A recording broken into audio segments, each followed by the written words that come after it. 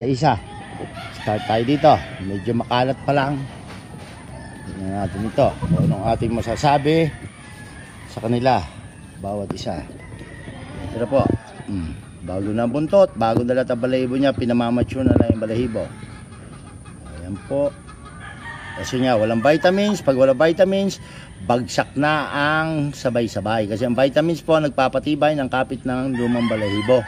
So ngayon po, kung gusto, ano ibinibigay ninyo na supplements po, pwede na po ngayon ibigay. Ako po, ang nakatrial sa akin dito yung sa Bellman Laboratories na laking B22 na vitamins po nila. Ito po, isa. Ito yung one, ano. Talagang iniready ko po ito para i-vlog, para makita ninyo. I-observe nyo po yung balahibo ng bawat isa. Pati yung lowe, yung sickle feathers, oh. So, umpisahan na. Sariwa-sariwa po, kusang kumikintab. So, isahin po natin sila. Tingnan nyo rin yung manik. Pulang-pula po yung gilid ng binti. Hihintay na sila ng pagkain. Yung iba nakakain na. Ito.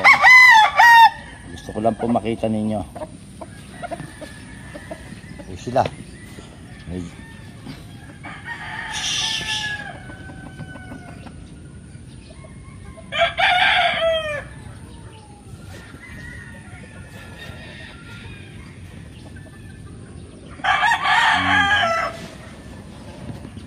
Po, sarili ko pong blend ng YLH ito. Aha.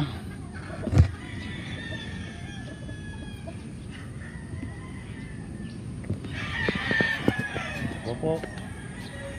Ito yung sa aking signature na YLH na dark side. O, tingnan nyo po, may buhangin. Para wag puti ka pa kasi kahapon po maghapong umuulan eh. Pulang-pula ang paa, hindi pa nagpuputik kasi may buhangin. So isahin po natin sila. At wala naman akong ginagawa, halos bakasyon na mga tao. Gusto ko lang makumpleto na mag-mature. Kumpleto na yung pagpapalit nila ng balahibo. Gusto ko lang yung mag-mature na para mahawakan. May start mo na silang scratch. Pag ganito po apira sa balahibo, pwede na start na scratch para pagka hindi nasusuan yung pin feathers ang balahibo, tama na yung katawan niya. Yung baga, ini-start mo na ibatak ng light lamang. Hindi mo pwede persahin yan. Hindi mo naman pwede hawakan sa buntot. At masisira po yan, masakit, magiging salbahe yan. Saka pag nabunutan yan, hindi na minsan tumutubo, napupundi na.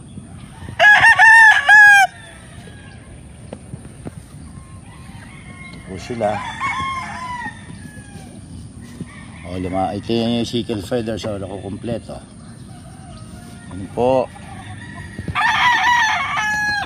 dapat po, o ano man yung ipapakain nyo, ano man bagay na gagawin mo, kaya mong ipaliwanag, sapagkat mahirap po bigay ng gamot o halo ng halo sa pakain. Kaya nga po pag sa Warlord Premium Mixed Grace, balansyado na, wala nang ihalo pa. Tsaka tipid pa po, 30 grams lang to 35, depende sa size ng manok, pwede. O, ito. Talaga, ready na itong ibatakin. Ito natin sila.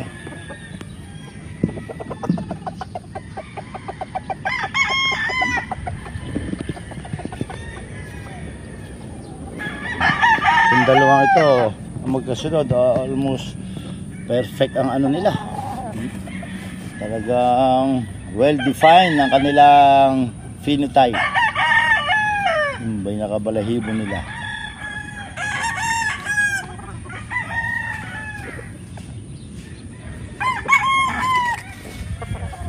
Dalawang ito, yun naman pong bilis ng pagtubo ng balahibo ay depende na sa kanilang health status. Ayan o.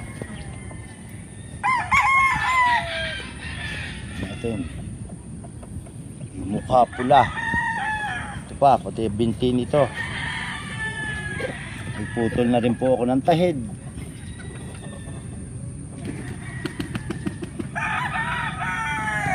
Bilisan natin, marami sila.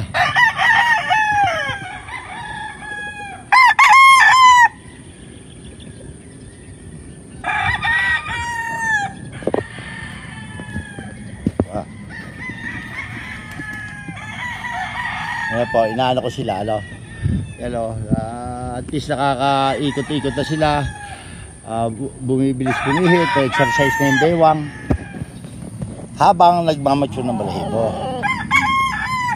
Pero hindi pwede ibabad dyan kasi pagka ganyan binatak mo siya ng biglaan, ang mangyayari po dyan, yung nutrients na dapat mapupunta sa balahibo ay inaagaw po yun ng training na ibinibigay ninyo. Basta punta na lang kayo dito para ma-guide ko kayo, baka sakali makakatulong sa inyo po. Wow, ganda rin ang ano nito.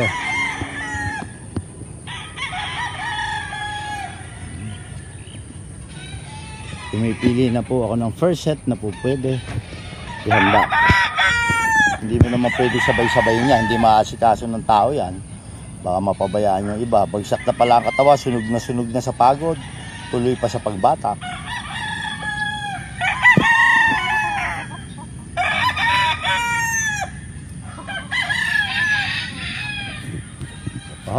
Yung mga talagang almost done sa molting.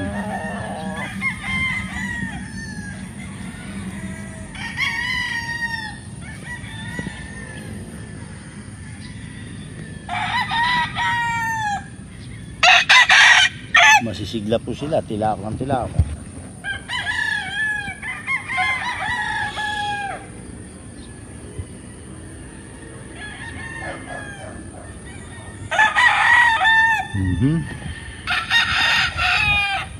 Natin lahat po sila ay makikinis para sa akin. Ang binti nito, grabe, walang pula, ibig sabihin maganda blood circulation, hindi siya mabilis mapagod pagka po ganon, walang pula, mukha, binti. Para na rin po kayo nandito, manunood tayo sa kanila.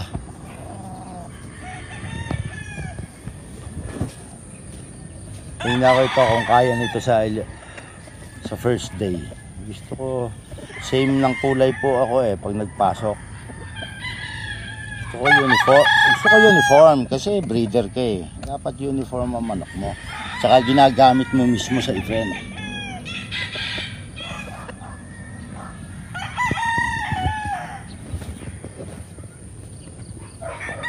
Po, may panalo na to.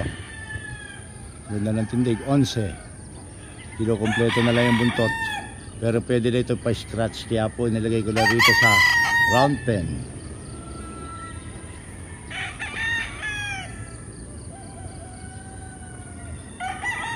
Ayan po, ito ang kabuuan. 22 pieces po na round pen to. Nandiyan na sila, yung first set na pinili ko. Po, nasa corner ang bahay, ang ruweda, para kita mo sila lahat.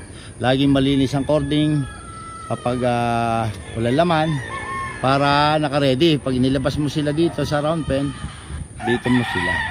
Pwede, kung maaari, every day ay iyong i-rotate para lagi sila masigla. Sa round pen, pasyala naman po natin ang running pen. Ito, isa-isahin natin itong mga ito. Nilagyan ko po ito, buhangin todo. Bulldog.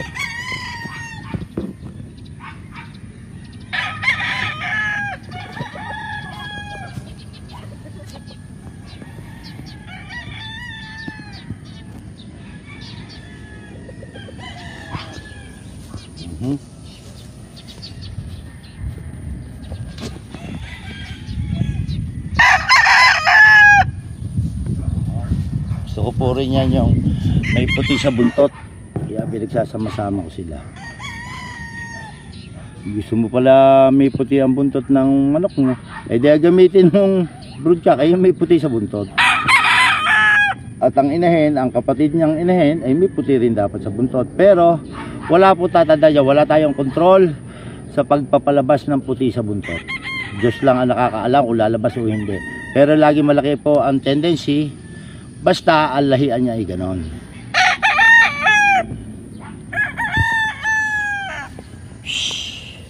Gusto ko po kasi gagawin ko na rin gagawin ko na re-record to eh. Parang record ko, kaya ito importante sa akin ang video na to. Kumbaga nasa file ko na po ito. Yung isa, magkapatid ko yung dalawang katabi.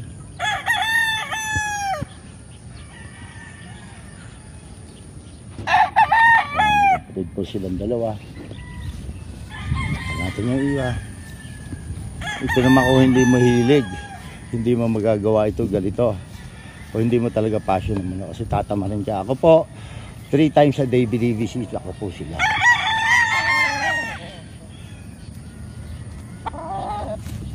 Habang papalapit na po yung event ay tutok na tutok po ako.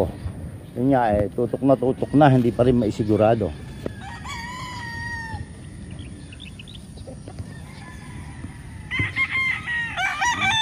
Pag may diferensya, out ng out. Ayoko po niyang may pintas. Dapat wala pong dahilan. Talo'y talo.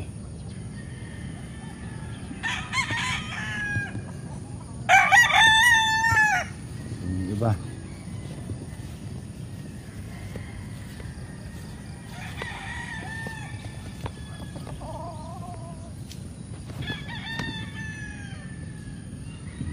Tatapos na ng kanilang paglulugon.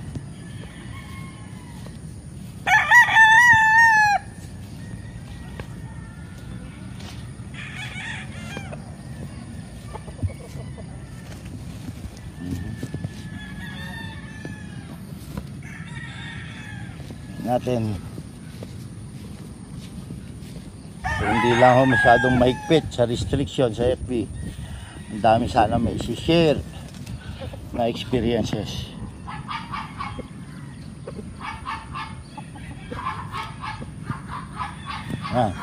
So ito po running pen, ano? Kanina yung round pen, tingnan natin ang kabuuan na running pen. 22 pieces din po ito. Gusto ko lang kita nyo. Ito po, isa-isa nila. Dapat may ayos na ayos. Utasan ang pupuntahan eh, hindi naman basta show lang. Malinis po lagi, tao nagpapatubig. Hindi pwede sa akin na madumi ang kainuman. Dapat kaya mo ring uminom.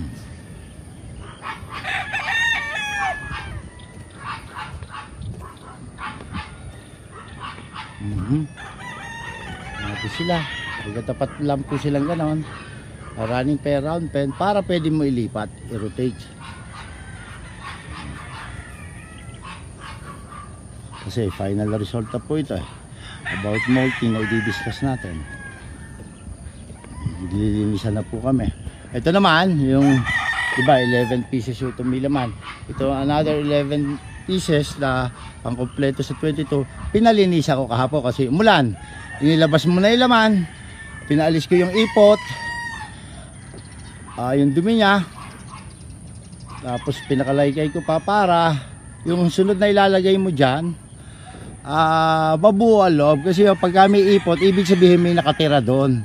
Territorial sila in nature. Di ibig sabihin dagdag nervous pa niya yon. Sa experience ko po yun, sa akin.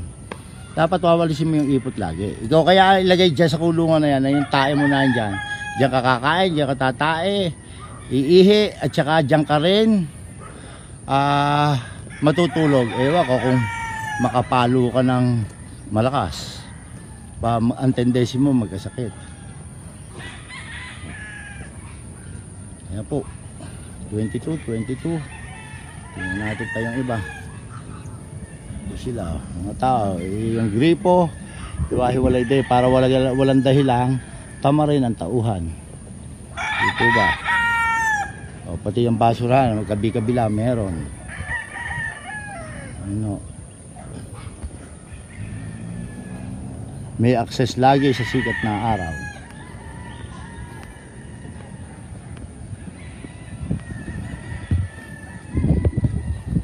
Naka-ready ang cording, naka-ready ang paglilipatan.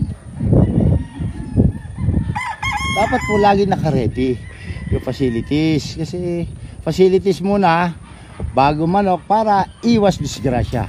hindi mo pwede sabihin walang disgrasya dahil yan ay karugtong na ho yan ng pagmamanok. Counted po yan, may nadidisgrasya. Kung alin pa yung iniingatan mo, ewan ko ba, hindi ko maipaliwalag kung bakit ganon. Ingat na ingat mo, ibig sabihin hindi pa siya ukol na manalo at ipalaban. Na disgrasya, iniingatan mo na eh.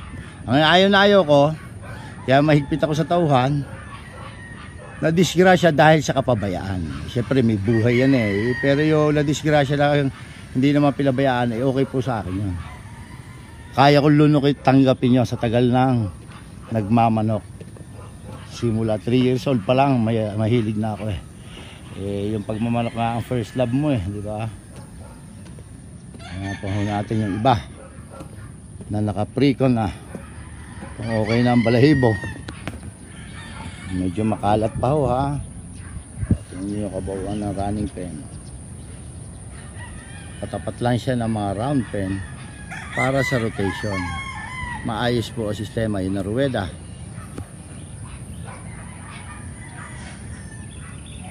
Tingnan natin to. Galing na ito sa running pen, mga pagod.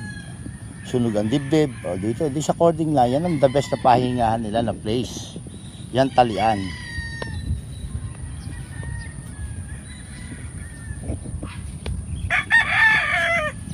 Itong straight comb na ito, maghulang na manok.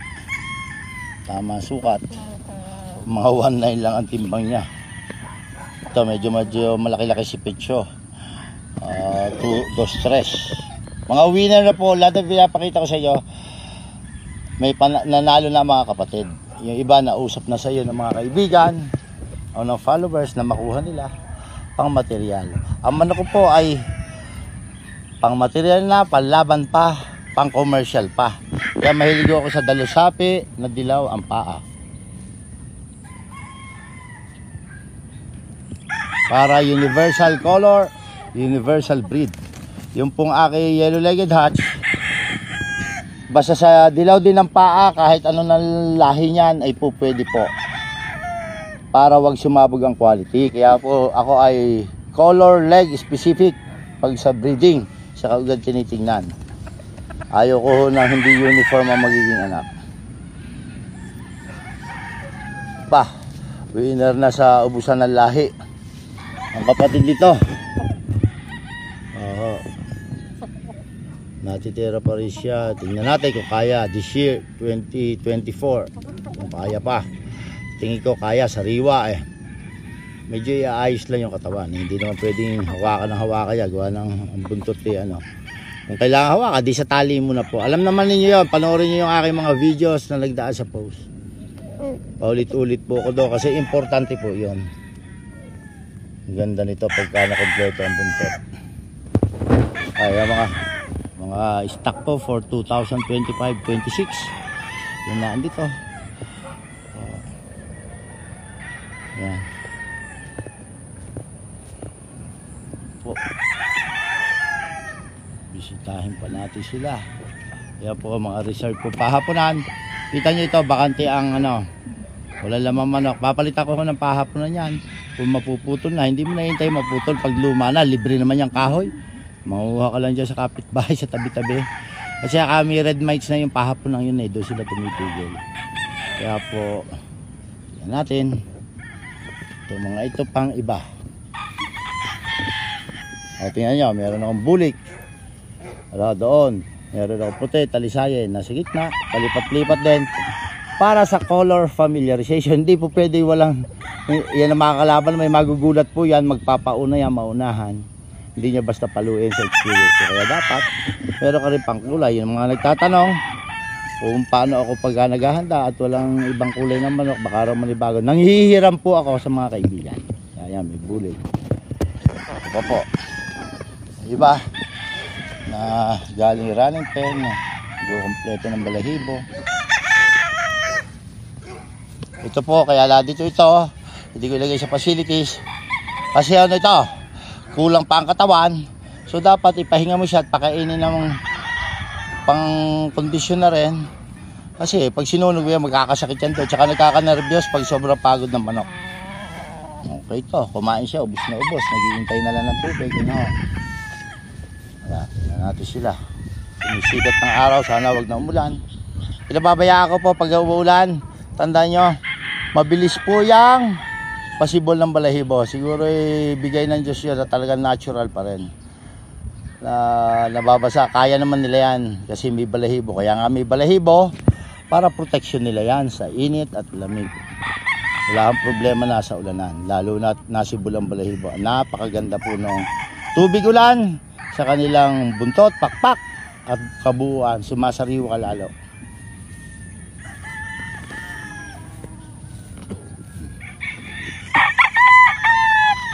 Natin, at least wala na silang lumang balahibo, puro pasibol na.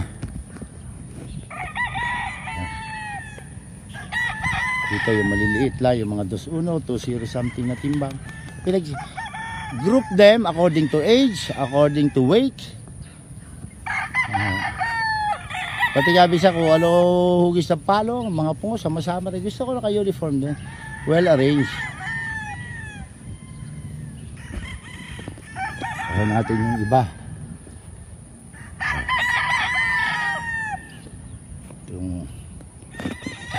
Sahin natin yung bagay ito, i-file ko na rin hanggang sa pagtanda na si ganung manok. Lahat po ng manok ko ay kilala ko. Itlog pa lang kasama ko na yan. Ilipat-lipat mo yan, balasahin mo, sasabihin ko kung saan nakatali yan, kung sinong ama, kung sinong ina, kailan napisa. Birthday niya, tanda ko. At kung ang tali ba niya ay nasa kaliwa o nasa kanan. Kaya pag pinakailaman mo ang manok ko, alam ko. Huwag kang maglilipat ng manok na hindi ko alam. Kaya gusto ko ayos ang talian pahapunan. Pag minilipat, kalimitan ng tauhan, sa experience ko po, may tinatago yun. Kaya ako galit na galit. Sabihin na ang totoo at kaya ko namang unawain. Naka-experience po ako ng tauhan na pinagtiwalaan. Anak ng patis. Pinagtiwalaan. Ang ginawa, hilawakan lahat ng tauhan.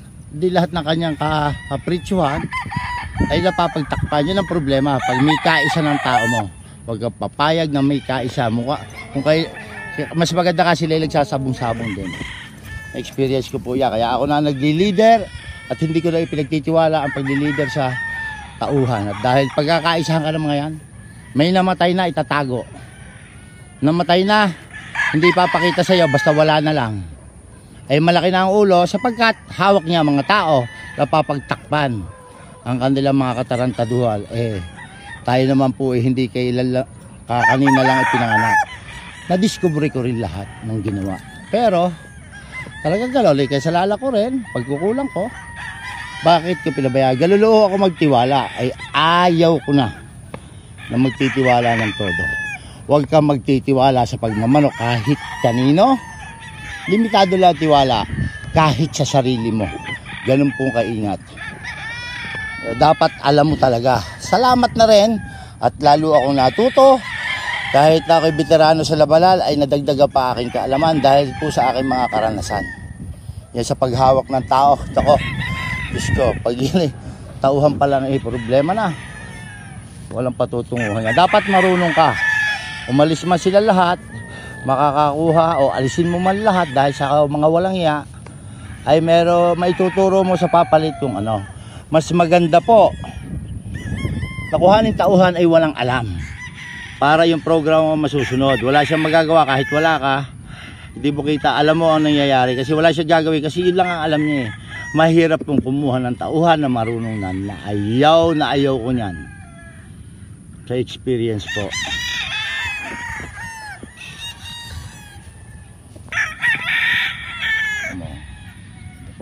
Tapos kaya lang kulang pa mga katawan nito. So cording lang sila. Yan ang the best na pahingahan nila tirahan.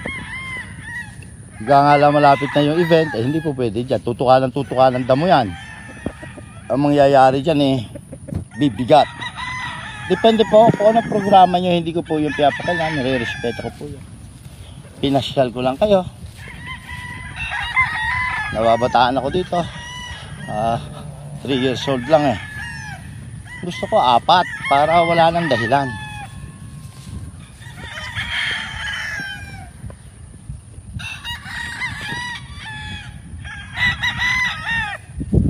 Po natin isa-isa. This year po 2023 going 2024. dito masasabi kong tutok na tutok ko. Kasi nung 300 ang aking nasa cording eh. Daming loss, daming nasayang. Ay ngayon pagka 100 plus lang, natututukan ko pa. Wala, dati pinagtiwala ko yung pagtutok sa tauhan. Akala ko, pag binibigyan mo ng magandang benepisyo, maluwag ka sa pera at sa lahat ng bagay, nalagaan mo pa pati pamilya niya, ay talagang pagbubutihin niya. No, mali po. Dapat ikaw pa rin. Kung may tao ka mga pinagtitiwalaan, eh huwag todo, monitor mo pa rin. Supervision ka pa rin bilang may-ari dahil wala pong pinakamagaling na tauhan, kundi ang mismo may-ari. Wala nang tatalo pa.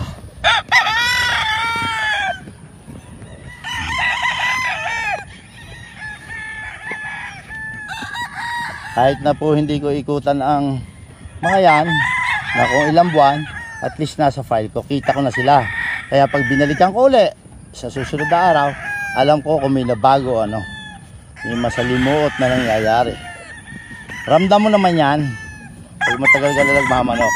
Tingin pa lang, pag malayo ka pala yung nakaatras sa liig, lahat tumitila ako siya, hindi. Alam mo na yon.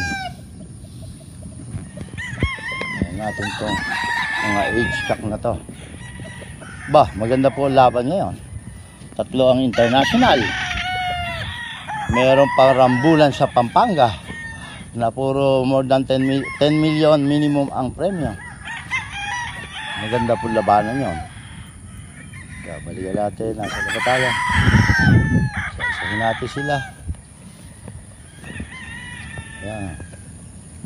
Nag-corner to corner ba? 2 buwan na yata ako di nakakaikot ng corner to corner.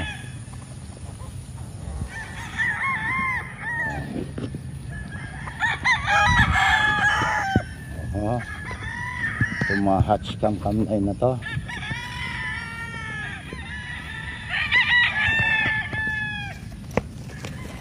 Pa, 3 taon lang. Sa 2025 na natin ito gagamitin. Marami naman na ako na eh. Alin ba hindi ko na i-file to?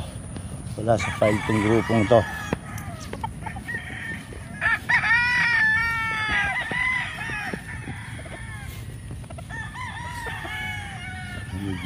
Nakita nyo naman ang balahibo. Walang luma.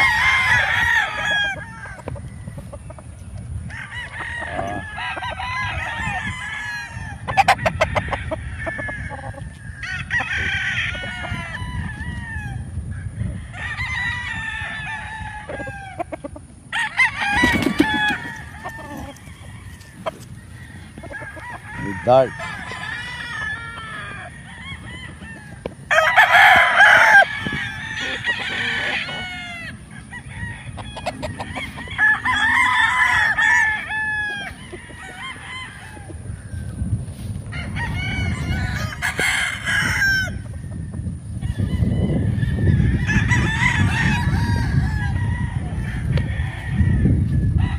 Po. Kaya problema ito mga kalapati na to. Yan o nagdadala ng kaker. Inis na inis ako dyan. Iinom sa painuman. Eh di. Ano na ng kaker. Pinapahuli nga eh.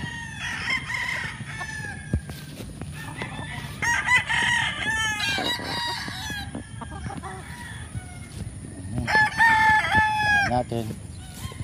Pawisan na po ako. Nakapag-exercise na. Hype na rin, nagugutom na. Basta kailangan makompleto. Awina na po ito ng WSC.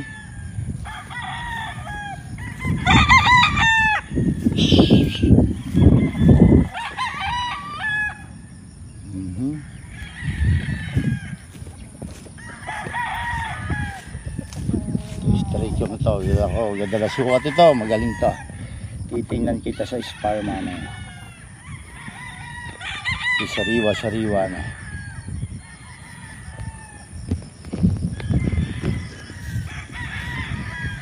Tingnan pa rin po natin. Ito naman, phase 2 po ito, no?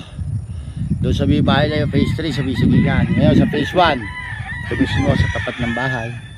Kabisado ninyo na siguro to, dami ko ng vlog. Dahil lang natin nilalaman dito. kung ano ba mga itsura nila, kasi nga nag-observe tayo sa balahibo.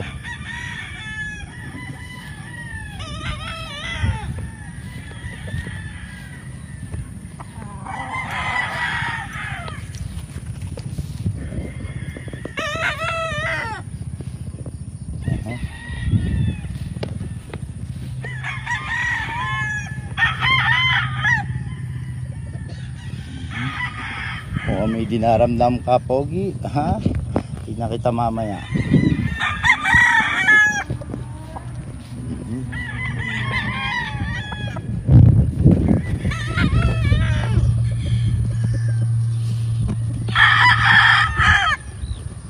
Pa, magagandang manok ito.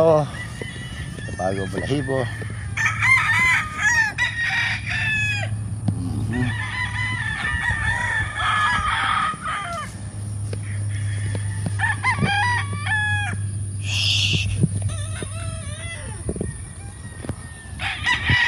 Natin yung iba, basahan ako ng pawis. Huwag ka mamamalo.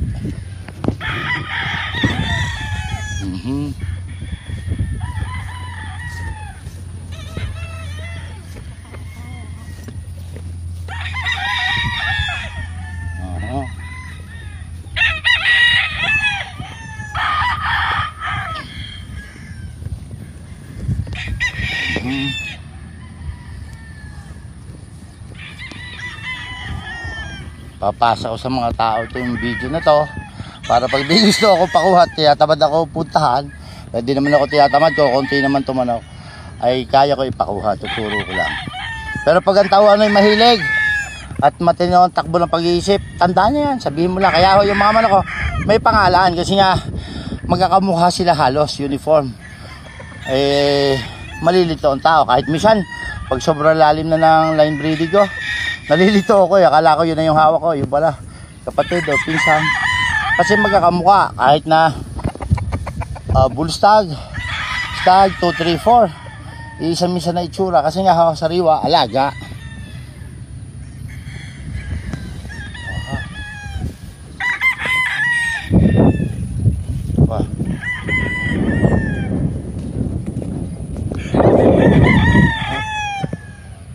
Nung kinontihan ko lang po alaga, mas nag-i-enjoy po ako kasi kilala ko sila.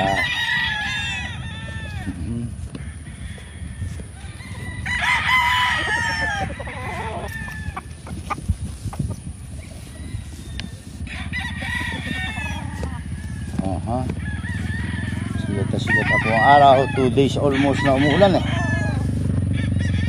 maghapunan. Ayan, masigla po sila.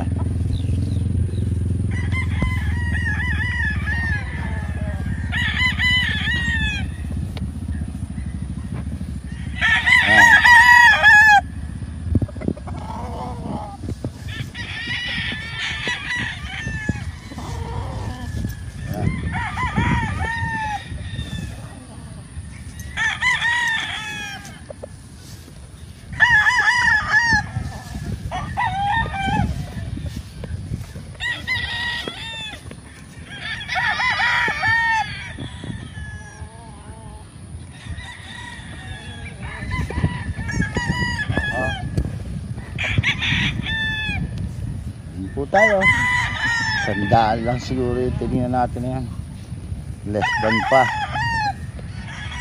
hindi ko kailangan masyadong madami.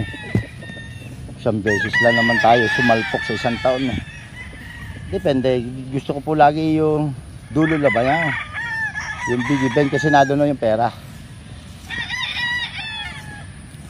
Patalo mo rin lang sa dulo laban na mapapahiya rin lang doon